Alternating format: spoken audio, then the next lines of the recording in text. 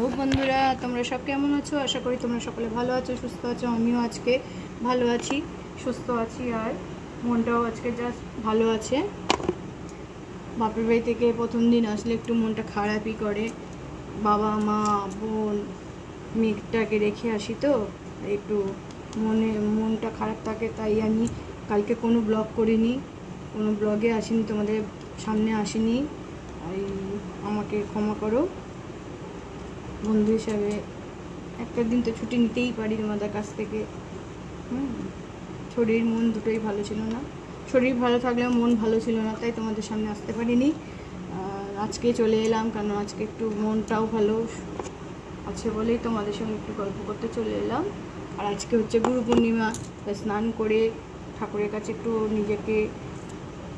নিজে একটু বসে তার কাছে প্রার্থনা করব সবাই যেন ভালো থাকে, সুস্থ থাকে, আর আমার পরিবারকেও ভালো রাখে, সুস্থ রাখে। আমার পরিবারের মধ্যে